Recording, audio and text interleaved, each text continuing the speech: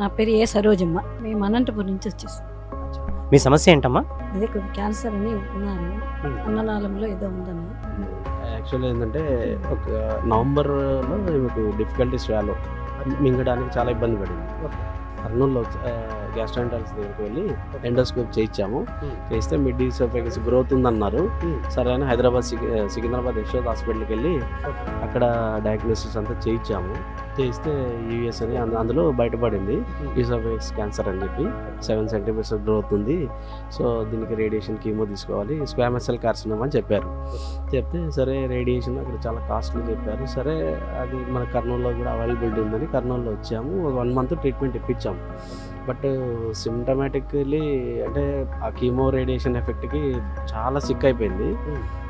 అసలు unable to ఏమి ఇచ్చినా కూడా మొత్తం అంతా బయటకు వచ్చేది. ఆల్మోస్ట్ ఆల్ కూడా తిండి కూడా సరిగ్గా తీసుకునేది కాదు. సో ఆ మూమెంట్లో మేము మళ్ళీ రివ్యూ వెళ్ళాలని కర్నూలు 1 మంత్ అయిపోయిన తర్వాత చాలా సిక్ ఉండింది, చాలా ఇబ్బంది పడేది.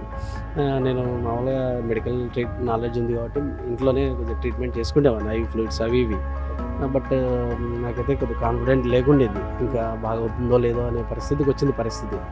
సో అలాంటప్పుడు ఏంటంటే రివ్యూకి వెళ్ళేటప్పుడు మా రెండో అక్క గారు నాకు యూట్యూబ్లో పంపించారు సార్ వాళ్ళకి. విని నేను కాన్ఫిడెంట్ వచ్చి నేను చక్కగా డైరెక్ట్ ఇక్కడికి వచ్చాం. అదే రోజే కాల్ చేసి థర్స్డే అయితే ఆ రోజు సార్ ఉన్నారు, వచ్చాము. వచ్చి అప్పటికి పరిస్థితి ఏంటంటే ఇంక అసలు జర్నీ చేసేంత పరిస్థితి లేదు, చాలా సిగ్గా ఉన్నారు. సరే వచ్చాము, సార్ని కన్సల్ట్ అయ్యాము. సార్ చూసి ఆయన ఒక 3rd day 4th day onwards సిమ్టమాటికల్లీ తగ్గిపోతాయి, సిమ్టమ్స్ తగ్గి రికవర్ అవుతారులేండి అని కాన్ఫిడెంట్గా ఇచ్చారు.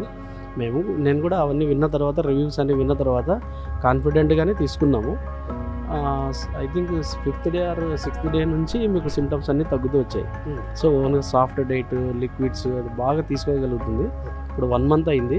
మళ్ళీ రివ్యూ వద్దాం అనుకునేసరికి సార్ మొన్న ఫోన్ చేశారు. సరే ఎటు మేము రావాలనుకున్నాం సార్ అంటే, సరే రండి వాళ్ళ మళ్ళీ సెకండ్ విజిట్ వచ్చాము.